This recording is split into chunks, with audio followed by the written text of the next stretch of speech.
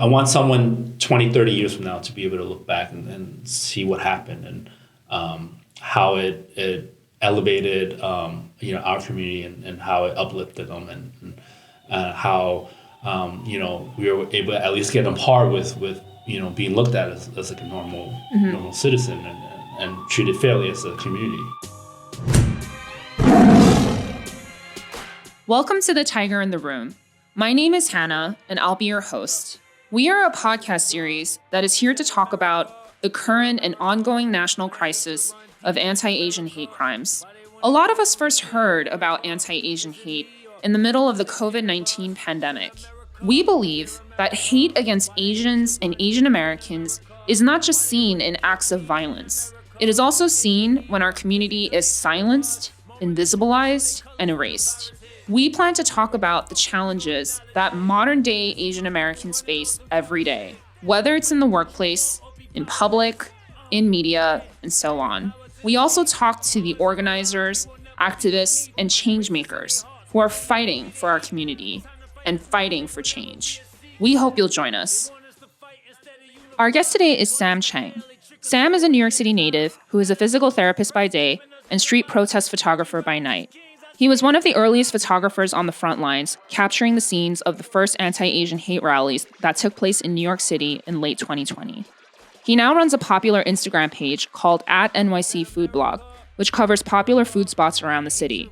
We talked to Sam about his experience photographing anti-Asian hate movements, his thoughts on what is happening in the Asian American community, particularly the pending mega jail construction controversy in Manhattan, Chinatown.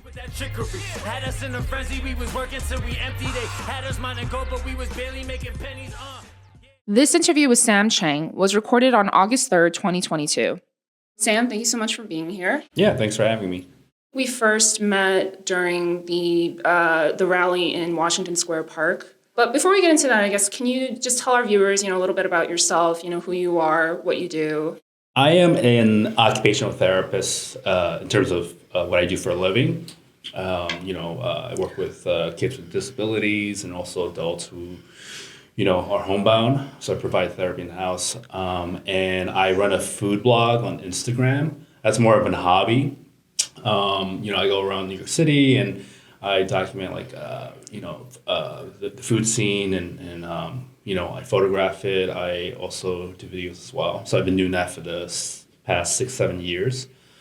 Who doesn't love food, right? And on the side, I also photograph protests, and I focus heavily on the Asian protests. I've covered a few different ones, and I also use my food blog. It's my biggest following, as well as I have another Instagram account where I focus purely on protests. So I try to advocate for the Asian community when I can. I don't have a very large following like a celebrity, for example, but I think it's important to use what you have and speak up about these issues because no one else is going to really advocate for us. So tell me about that. What exactly got you interested in photographing these rallies? I, mainly have a camera. I picked it up in the start of 2020. I got that for mainly photographing food. And I was still learning how to use it. And I got into photographing the rallies because I feel like there's not a lot of people who do it.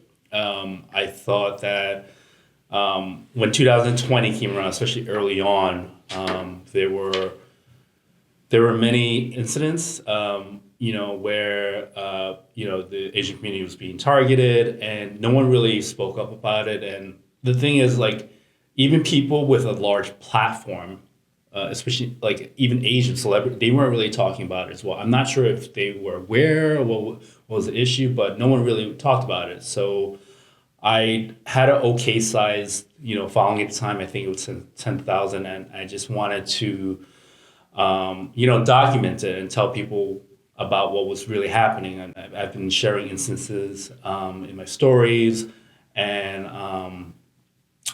summer of 2020 was when an 89-year-old grandmother, a Chinese grandmother, was set on fire. Kerosene was poured on her, and her family went to to the precinct, and they just told her to go home, which I didn't think it didn't sit well with me, So after that, that sort of, lit a fire in me to really document what happened and to tell people like what's going on in our community. I also, when I heard about that Bensonhurst grandma and I saw that China Mac and Willexham were organizing a rally, it was the first time I saw Asian Americans just organize to talk about racism or hate crimes or even just speak up. It was so surreal, honestly, for me, and just to see that because I've never witnessed anything like that. Was that the same thing for you? Yeah, actually, I live in Bensonhurst. Oh, okay. I still live there. I've lived there at the time it happened, and I have not really seen that as well. I just feel like this is very common, but in the Asian community, especially the Chinese community, we're told to really keep quiet, to keep our heads down, and to really avoid confrontation.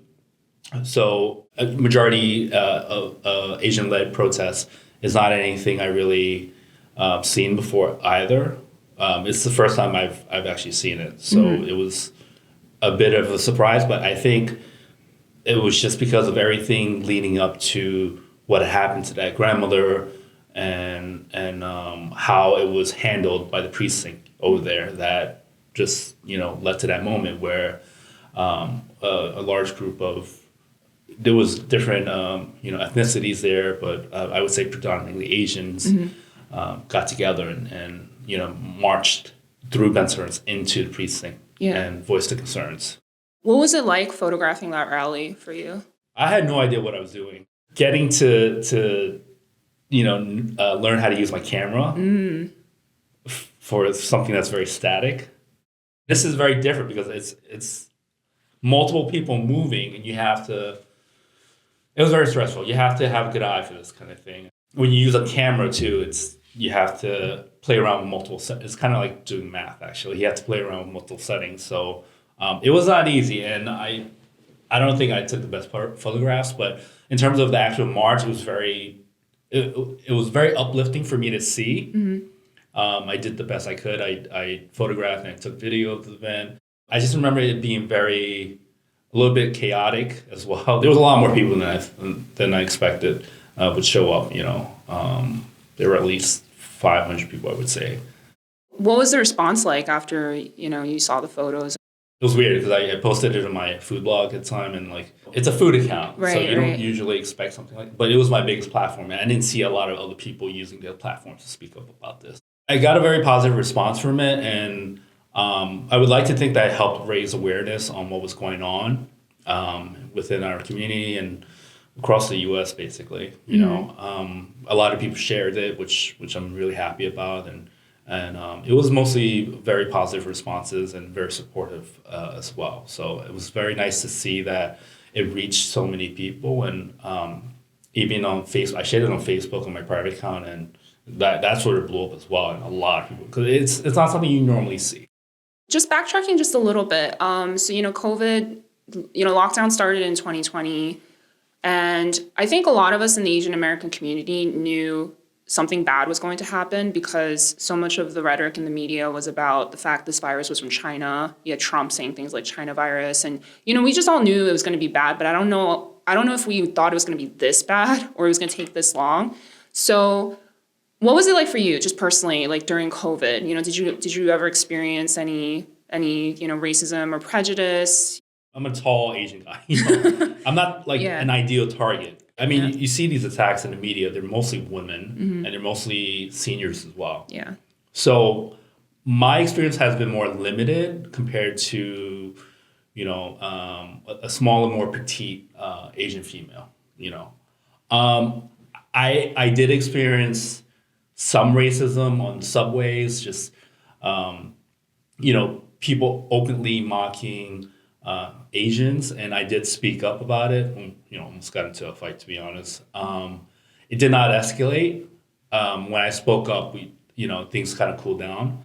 I did notice more people were, if you would walk down the street and you're an Asian person, they would sort of shy away from you and move to There's a lot of Right. stigma. Yeah. It's not something you can really prove. Yeah, But exactly. you just kind of notice that Right. you got that looks where like, oh, this person's Asian American or Asian of Asian ethnicity. I'm gonna move away from this person because they, in my head, I probably I was thinking maybe they thought that I had some kind of connection with this virus, even though I was born here. This has got nothing to do with me. I sort of experienced some, you know, stigma from my neighbors as well. I was really going around the neighborhood and asking people if they needed groceries at the time, and I was trying to help out during lockdown. So I heard in my window someone just saying those fucking Chinese people. I don't really know which neighbor it was, but I just heard them say that. It was really discouraging because I'm out here like trying to help my neighbors, Right. and to hear them say that about my race, my ethnicity was really discouraging. I was really trying to help out, and I think there was a lot of ignorance that was going on. I'm also from Westerners too, so I'm the only Asian in my block, so maybe they felt that it was okay to talk openly about that. Those are mostly my experiences. I also experienced something at work where I had a coworker. She's far right Trump supporter, and that's okay. We all have our views, but she came up to me. This is a special ed teacher, and she said that me and my people need to stop eating bats, and I thought that was disgusting. Wow. for her to say. And I didn't really know how to handle that at the time, Right. and this was at the start of 2020. So I really didn't handle it well. I just kind of changed the subject, but in hindsight, I should have spoken up a little bit more. Oh, yeah. It was just like the first time I've experienced something like that during work. I just think that a lot of racism toward Asian Americans are normalized. Yeah. Maybe not as much now because more people have spoken up about it, but Right. growing up was very, very normalized. And, Right. I don't really know why people think it's okay to attack someone like that. Those were my experiences. More verbal, more than anything. But I'm sure if you have someone else who is a female, a little bit smaller, they might have encountered something a little bit more physically threatening. Right, right. And I know a lot of people were experiencing this, and not reporting it. That's the thing. You have a lot of underreported incidents. I also remember seeing on your story, I think it was last year, where you said you got on a subway car and then you noticed all these Asian elders kind of sat around you. And it seemed kind of deliberate because, they probably felt safe around you. Yeah. Right? So did you feel kind of like how you're talking about, this kind of blatant racism was something that you're experiencing almost for the first time as an adult. At the same time, did you feel like you had this sort of sense of heightened responsibility to take care of the community too? Because I think for a lot of us, like we went through this sort of awakening of the fact that we kind of have to like look out for each other too, because this is now happening to all of us. So I just wanted to ask about that because that really moved me actually. It was actually not my idea. It's one of my friends, Lauren, but she said that she started sitting next to him to Asian. She's half Asian. Okay. She started sitting next to Asian elders because it would help them feel more comfortable. And I said, that's a good idea. I'm actually like a big guy too. I think if there's anything to help them feel a little bit safer while riding, because it was really scary, I'm sure, for any Asian to ride the subway at the time. Yeah. And if there was anything I can do to help them feel a little bit safer, just sitting right next to them, I could definitely do that, and it doesn't take away from my time or anything, So I just started doing that pretty much even to this day, every single subway ride. Yeah. And I just feel like if they know they have one of their own there right next to them, they would be a little bit more at ease with going about their day. Because you have someone who's a little bit bigger and they're more likely to speak up and to help them. Which all these people getting attacked. You see, there's all these videos of people getting attacked on the subway who were Asian, and people were just sitting around watching and not doing anything. And I get it. Like, not everyone wants to get involved. But, you see someone, being attacked like that, I feel like you should try to step in and help, unless it's a very dangerous situation. But there were so many instances. There's so many video clips, and people were just sitting there minding their own business. Yeah. So that didn't sit right with me. Yeah. I'd rather be right next to them as more of a deterrent for people who are going to do this kind of stuff. I agree with you. I think there's a real bystander mentality, particularly in our community too. I think there's sometimes a tendency for us to be a bit more on the passive side in terms of how we respond to things. Do you agree with that? Like, do you feel maybe our community also has some work to do in being less passive in how we respond to these incidents? Yeah, absolutely. Yeah. I feel like, again, it comes back to just the way culturally a lot of us were brought up. Yeah. To stay out of trouble, to not get involved. Even my mom to this day, she saw me posting photos on Facebook of all these protests, and she's like, "What are you doing? Like, why are you getting involved?" Yeah, same here. Yeah. And that's a very old way of thinking. I think a lot of people, in terms of just being bystanders and watching and not doing anything, a lot of people are just going to work, and they probably don't want to deal with an incident like that, and also having to deal with like filing a police report or being a witness. So I think that's probably why. But with the same token, like someone's life is in danger. Yeah. And it's scarring for someone to endure something like that. Right. So the right thing to do would be to step in and at least say something, or record it or call someone. I wouldn't sit down and just say nothing if I saw someone of another ethnicity being targeted as well, So it's about being a good human being and doing the right thing. Within our community, I think there's a very low voting rate. It's getting better now, but we don't really come together as a community that much. Yeah. If you look at other communities, they really come together. So for the longest time, we really didn't see that. Now it's changing a lot.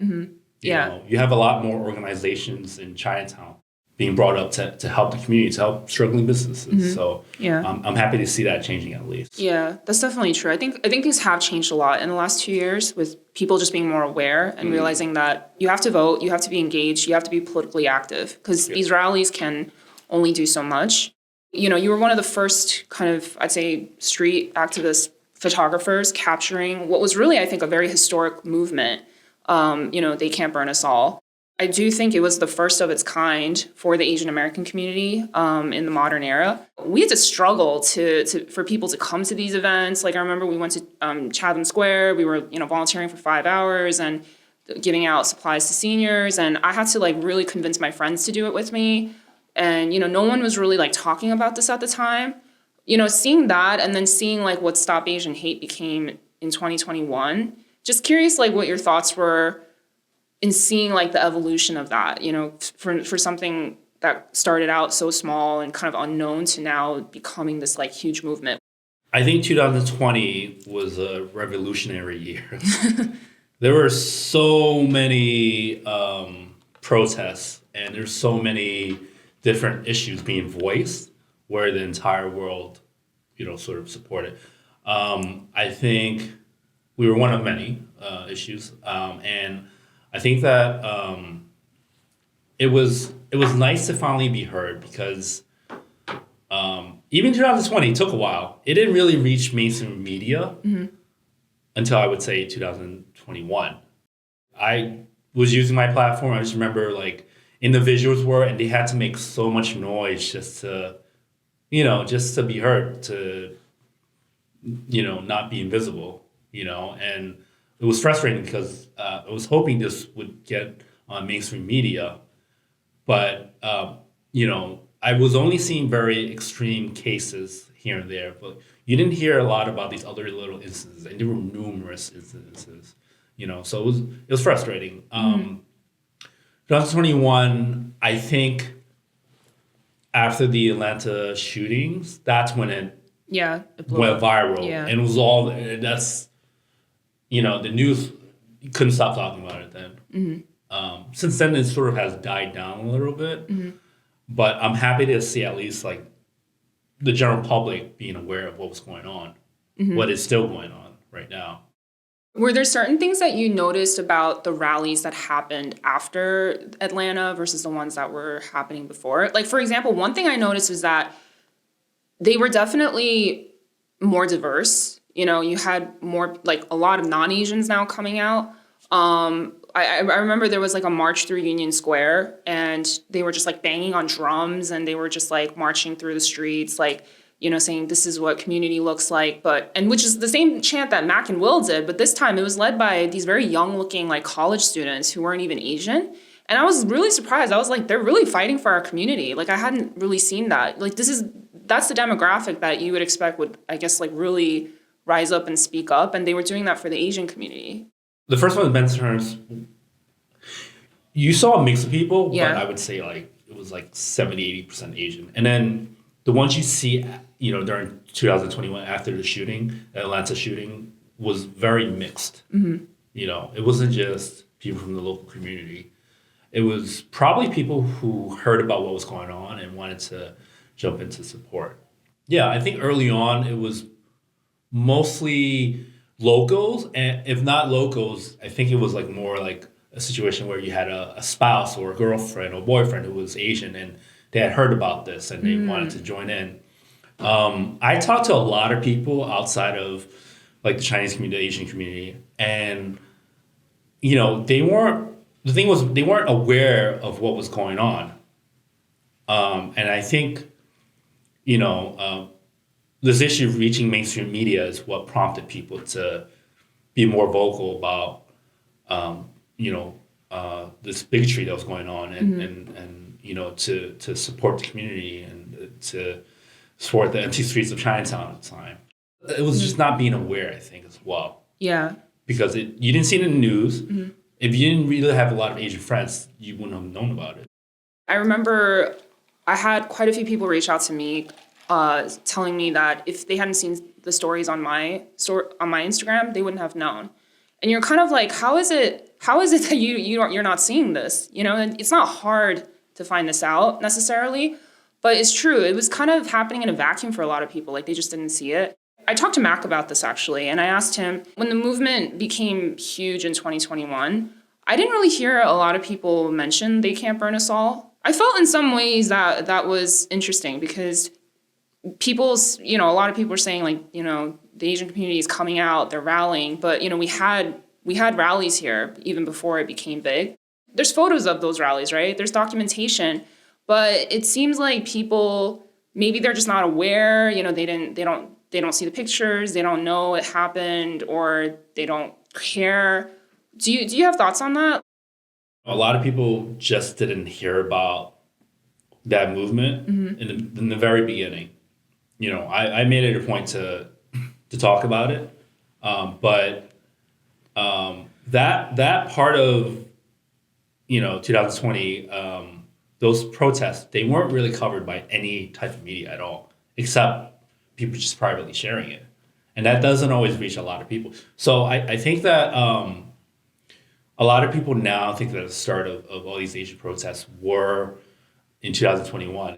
And even in 2020, like, that's not the only Asian protest that has gone on. Like, there's been some in the past as well. It just hasn't been many of them. That's true, yeah. You know, yeah. there's a famous photograph by, you know, one of the people I look up to, Corky Lee, which is he was a photographer who advocated for the Asian community. He has photos of protests going on in the 70s, 80s, you know. So, you know, it's not like the first time this has happened. It's just very rare.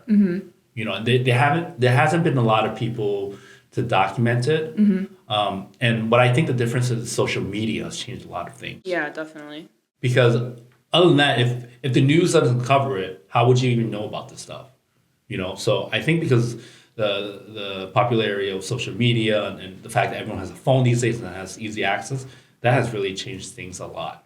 Yeah, exactly. Because that's the thing, you know, these photos from, you know, I understand from, you know, like the Corky Lee era, those are, you know, that happened a long time ago when there was no social media. But with, you know, They Can't Burn Us All or some of those early rallies, it was very easy to find social media content on it. And I just thought it was interesting how some people, I know they saw it too, but it was almost like, I think the one that got mainstream media attention was the one that triggered a larger response. And media plays a role in getting attention out there. There needs to be an awareness of kind of what's happened before too, so that people have an understanding of, what the struggle was like before the mainstream media picked it up. This is very pessimistic to say, but I know a lot of people who were aware of it. They just simply ignored it. I hate to point fingers or anything like that, but if you think about it, businesses were devastated by COVID, and who's the scapegoat, right? It's obviously a lot of people look toward Asians, right, as the reason why their business failed or they were out of a job, and you had the leadership at the time blaming China as well, and obviously people made that link. Listen, all these attacks, they're not always like, let's say, to the far right. They're not always Trump supporters. Sometimes they're to the left, whatever the case is. Where the leadership guides you, that's where the country follows. So if you're setting an example where it's okay to treat a certain demographics like this, the country's going to follow that. Yeah. Regardless if you're to the left or to the right. That has a small part of people being aware of it and just not doing anything about it. How do you feel about the political response to what's happening right now? We have the Hate Crimes Act that was passed, which I think there's some debate as to how efficient that really was, but it was a milestone, I would say. You do have politicians talking about this more in general, but the jury's still out as to whether they're actually doing anything to really affect change and put forward solutions to help the community. Do you have an opinion on that?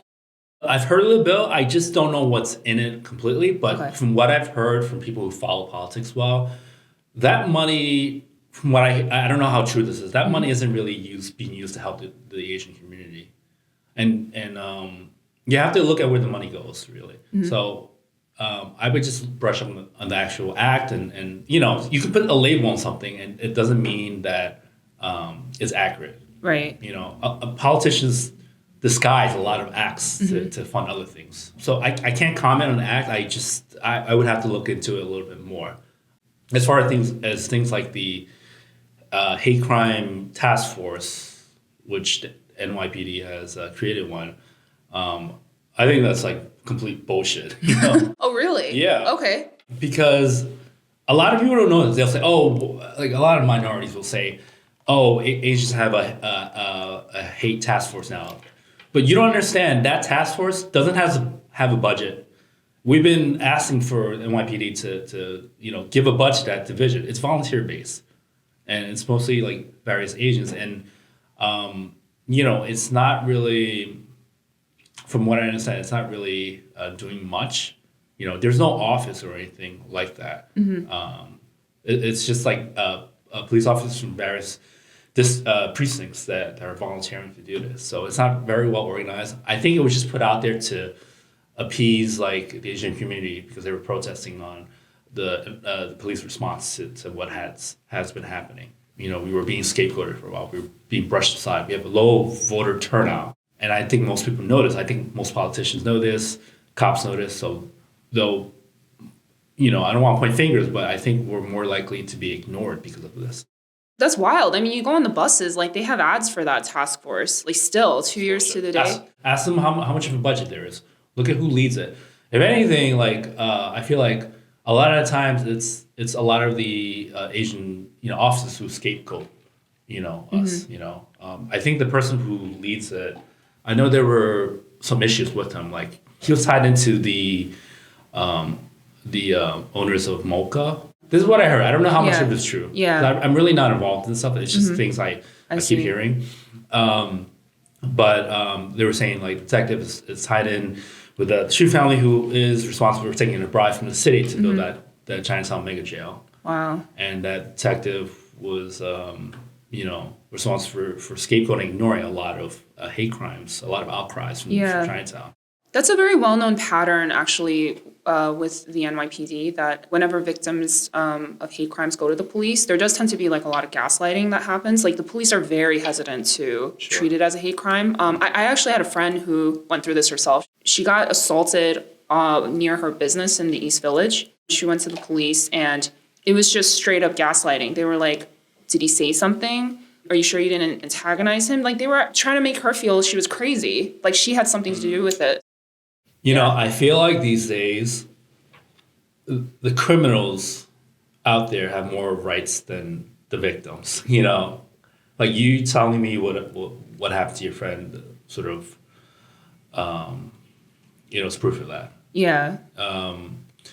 As far as the gas, like, I don't know, like, what goes into a report. I think there's a lot of paperwork involved. Maybe they don't really want to take care of whatever the reason is, but you got to do your job. Yeah, you absolutely. I think another issue is that, like, a lot of people have been hating on cops and NYPD for years, and they're probably getting to a point where they're frustrated. They're just like fuck everyone else. Yeah. Which is whatever, do the bare minimum, and right. You know, because everyone else is hating us anyway. You know? Right. So I think that probably has to do with their response.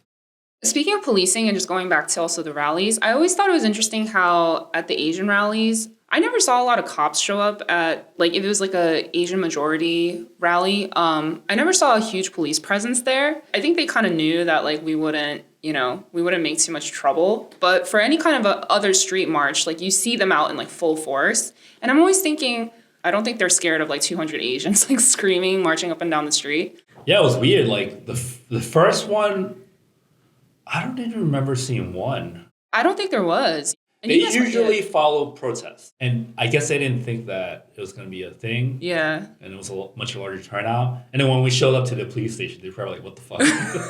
Like, yeah. You know, second one, there wasn't a lot either.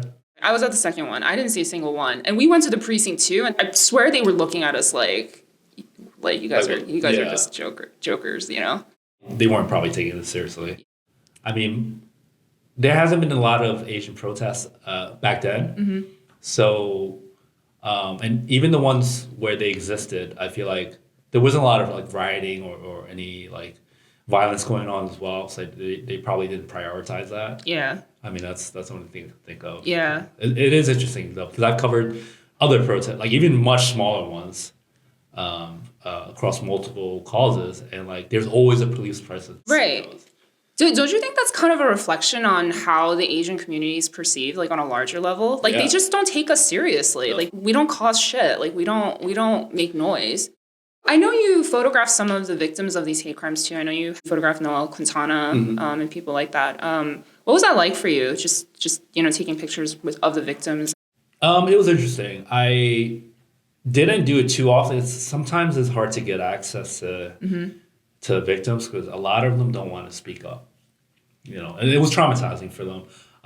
My experience with Noel was positive. He was a great guy, and I'm glad I was able to photograph him and tell his story, you know, from his perspective, you know, and a lot of people shared that they heard about it. They were outreach too, you know, so it felt empowering. You know, it was nice to be able to help someone like that. I just remember him being in a line of work where he would help a lot of different individuals in Harlem, actually. And you know, he really made it his life's work to help, I think, the mentally ill, you know. And it's a shame this happened to him, to a good man like that, you know. So I love that. I wish I had more of an opportunity to tell those stories because no one else really talks about it or has the opportunity to tell it, you know. And there's a lot of stories out there like that. And, you know, I would hope that more people in the future, speak up and you know, step up and talk about what they experience. Because it's important. Yeah. You know, not everyone has heard our story or their stories as well. And it'll never be heard if you're silent. Was there any like one particular rally that really stood out to you in a certain way? They all had a lasting impact on myself. The first two rallies really, I felt were very meaningful. The one in Bensonhurst, because I had never seen anything like that before in my lifetime. Yeah, you know, just seeing so many people come together to you know, support and speak up on what was going on, what had happened. And the second one was really empowering. The second one was in Chinatown. where we basically marched through. That was great because, when I was photographing, a lot of people came up to us and asked what was going on. They didn't know. And, that brought awareness to people on the streets and, the everyday people in New York City. And just walking through Chinatown and like seeing the locals' response to, they also probably had never seen anything like that in their lifetime. So those two rallies probably had, pretty significant meaning to me personally. But I think they were all important. They all made a small contribution to where we are today, and that's more people being aware of what had happened, and that in turn leads to a likelihood of more bystanders willing to speak up, and more funding that goes to our communities. More events and organizations being formed to help Chinatown and to help the Asian community as well. As a photographer, what can people do who just are on social media, or maybe they're looking to do a little bit to help out? Like what can they do to support like someone like you who is on the ground, like taking pictures of these organizers and activists and trying to share images of these things going on? Yeah, so obviously I don't get paid for this kind of thing. I just do it in my free time, But I think sharing images can have a lasting impact, and people have been doing that. Sharing images and talking about it. So people leave a caption underneath those images that they share, and that in turn, reaches out to maybe like a different group of people who have never even heard about it. So I think sharing can definitely help, and that's probably the easiest thing to do. And there's also like for different organizations in Chinatown, there's sometimes there's GoFundMe's for struggling businesses, so they can always contribute to that particular organization, like Chinatown Love, which donates meals to the elderly who are homebound, for example, and that was a big issue during the pandemic. So they can donate to those organizations or struggling businesses. They pop up every now and then. Just going to Chinatown in general and supporting the community and going to local businesses and restaurants and spending money there. That always helps as well. Last topic I want to address, the mega jail. There was a very large response from the community about that. A lot of rallies, a lot of protests. And Andrew Yang's wife got arrested. They formed like a human chain in front of the construction site and things like that. That's another issue that I think has a lot to do with this kind of all the things that we were talking about, Asian community not being taken seriously, us being ignored, us kind of being scapegoated and taken advantage of. But, from what you've seen as a photographer and being there with the people, like what's your views on what's going on there? Okay, so the mega jail is a complicated issue. There's many things going on. You kind of understand how it happened. So basically, they want to build, for those who don't know about it, they want to build a mega jail in the heart of Chinatown, which would, I believe, wipe out Columbus Park. And, as a baby, there's a photo of me playing in that park, so it has a lot of meaning to the community. From what I understand, the Chu family, who are one of the biggest landlords in Chinatown, they also own the Museum of Chinese in America, MoCA, so don't support that museum. That's the PSA, guys. Don't support MoCA. Yeah, don't support that. People think coming to Chinatown, you gotta go to a place like, don't support them. From what I understand, they took a bribe from the city for $40 million in order for that mega jail to be built, and people are probably wondering why is there's already jail there, but there's going to be, I think, a massive one, and people are probably wondering why is there another jail going to be built there? That's going to affect the park and the surrounding businesses, obviously with construction and everything, right? And it's criminals are going to be released right in the streets in Chinatown because it's right there, so it's not a good thing either way. You're probably wondering, why is this jail being built when there's already a jail that exists? And from what I understand, they're getting rid of Riker, and they're going to replace Riker with the jail in Chinatown. People are probably wondering, like, why is Riker being taken out? And look at the landscape. It's an island. So who doesn't want to live on an island, right? Mm-hmm. So the wealthy, real estate, they want to build property over that. Same thing that had happened years ago with Breezy Point, So for that very reason, it's a bullshit reason to build a jail right in the heart of Chinatown. I think the other thing is that traditionally Chinatown had the residents have a very low voter turnout. So when you have a very low voter turnout, it's very easy to bully that community because they're not going to vote the politicians involved out. That's why you see like all these homeless shelters. They're being built in Chinatown. Yeah. They're being built in Harlem, like communities where there's a very low turnout rate because politicians know that they're not going to be voted out. They're going to tend to constituents or supporters in communities where there is a very high turnout rate. They're going to tend to their needs first. That's why I want to emphasize the importance of voting. I was never taught about voting. I don't think a lot of Asians in general are, but I think it's something everyone in our community needs to learn about, and it's important for them to actually vote because these things affect your day to day. Yeah. If you have a business in Chinatown, it's going to affect your business. Mm-hmm. The policies affect your day to day as well. Right. I'm sure we've heard of someone who was attacked, or you look at the city. It's it can be wild sometimes. You go to the subway rides, crime is rampant. These days. And that is a reflection on politicians' policies and who they cater to. Yeah.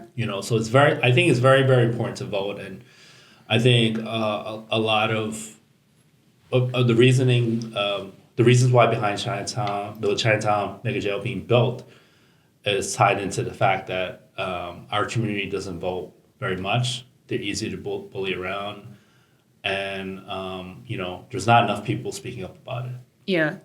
This is a big thing, and how many celebrities do you see speaking up about it? I don't see any of them. None. Yeah, any of them. So if there's no outrage, they're just going to do whatever they want. Yeah. Yeah. So that's just the way the cookie crumbles, and if you don't make noise, nothing's going to be done. It's interesting because Chinatown it's a historical neighborhood. It has cultural and historic significance in New York City. Like tourists come here, they want to go to Chinatown. And I just can't help but think that take any other neighborhood, right? Like that has historical meaning. I don't know, like Flatiron District, right? And if there were reports that something was going to get torn down and built there, I feel like there would be a response. Like people who love New York would like come out and do something about it. But it's interesting to me that Chinatown, it's the place that everybody doesn't mind going if they want like a cheap eat and an ethnic experience. But when something's about to happen that's going to have a real negative impact on people who live there on a day-to-day basis, it doesn't seem to invoke the same kind of concern and empathy. Yeah, I mean, I agree. Well, let's put it this way. All these is happening to our community. The Asian elders being attacked. If that happened in an affluent white community, you don't think that would be taken care of right away? Yeah, absolutely. The city would be all over that. Right. So if something like that would happen in a wealthier area, you don't think that would be struck down right away? Like a mega jail being built in a financial district? Exactly. Instantly. You have a lot of powerful people there and a very high voter turnout there. So that's going to sway things. You're going to have a lot more affluent people speaking up about it. Mm-hmm. We just don't have the same in our community, unfortunately. There's not a single person, Asian and non-Asian, who I talk to. A lot of them don't even know about this jail being built, which I'm like, how do you not know? But when I tell them that they picked Chinatown as the location in Manhattan that was going to get the new jail, there's not a single person who thinks this is a good idea. That like they see it for what it is. Like it's like it's like they're picking on Chinatown because that's the easiest place to dump it. People need to come out and really be supportive of just getting the mayor to like stop the demolition or stop the plans. I think it's a little too late now. It's a shame because I think Eric Adams said that he was not going to build the Chinatown jail if he got elected. He walked back on his word and he ended up doing so. Yeah. I'm not really sure what to make of it now. I think it's going to be really hard to stop unless a miracle happens. They're already starting construction on it. Yeah. There just hasn't been enough outrage over what has happened. And like you said, not enough people even know about it, you know? Yeah. So at this point, it might be a lost cause, unfortunately. It's very unfortunate. Yeah. How do you, approach your work now? Like, what's your goal with your photography now as you're continuing to go out and photograph these rallies, and you're covering, the Asian community? Do you have like new goals that you're trying to achieve, or is it just, for you, it's just about covering it and making sure it's not forgotten? For me, like right now, it's making it part of history. Like I said, one of my idols is Corky Lee. Back then, he opened the textbook. This was like years back. He opened the textbook, and in the textbook was the railroad workers in California. And when he opened the book, the Chinese were really responsible for building most of it. But in that photo, he did not see a single Chinese person, and that really impacted him because it was as though like our history had been erased. We were erased from the textbooks, and no one really knew about our contributions to the country. So I want to be able to contribute to history as I want to be able to talk to people about our struggles, which they not everyone knows about, and how difficult it was for us as a group of people at a certain point. So that's my main goal. I'm not too ambitious when it comes to what I can do right now. I want someone 20, 30 years from now to be able to look back and see what happened and how it elevated our community and how it uplifted them and how we were able to at least get on par with being looked at as like a normal citizen and treated fairly as a community. As you look to the future and you see kind of how things have changed even within the Asian community over the past 2 years, what do you hope will happen in the future with the Asian community? I hope that more people vote. Good answer. Like the younger generation, I really hope they take it to heart and realize the importance of voting, the importance of understanding politics and how it affects your day to day. I would hope to see more Asian Americans in leadership positions because there are so few politicians. Even like in NYPD, there's barely any like higher up Asian officers. Things like that. Growing up, there was so little representation in the media, and we haven't been portrayed in the best light. The media hasn't been kind of. You look at all these movies like for example, how Asian men are portrayed, 16 Candles or Breakfast at Tip. We haven't been portrayed in a very nice light. So I hope to see more leaders emerge for the Asian community, so that the younger generation would have someone to look up to. I didn't have anyone to look up to growing up. I'm seeing more actors now. I hope to see more politicians get involved, and I hope to see more people vote. Yeah, that's an important takeaway. Sam, thank you so much for your time. This was a really, really, I think, important conversation, and just appreciate you sharing your insights from being out there. You're doing really important work that I hope, is remembered and it's collected as part of some historical, document of what happened from 2020 to now, because it is historic what's happening in the Asian community, and I think we do need to remember and pass it down to our children and, show them that we're capable of speaking up and organizing. Yeah, absolutely. Thanks for having me. And, I hope to see that as well. They say like once you post something up on the internet, it lives forever. So yeah, that's hopefully true. I see my picture somewhere else. And, hopefully I see people sharing and I hope to be at least contributing to uplifting the community, decades from now. America, dear America. On the next episode of The Tiger in the Room, we sit down with Kimberly Byrne, a Korean adoptee and anti-Asian hate activist who is also the founder of the organization Stronger Together. Stronger Together is a New York City and New Jersey-based nonprofit which promotes social change through selling clothing designed by Kim, with all proceeds directly benefiting local community organizations supporting AAPI, BLM, Latinx, and LGBTQ+ communities. In our upcoming episode, we dive into her inspiring story behind the brand, her journey as an adoptee, and her insights into how the alarming rise in anti-Asian hate crimes has affected her as a Korean American.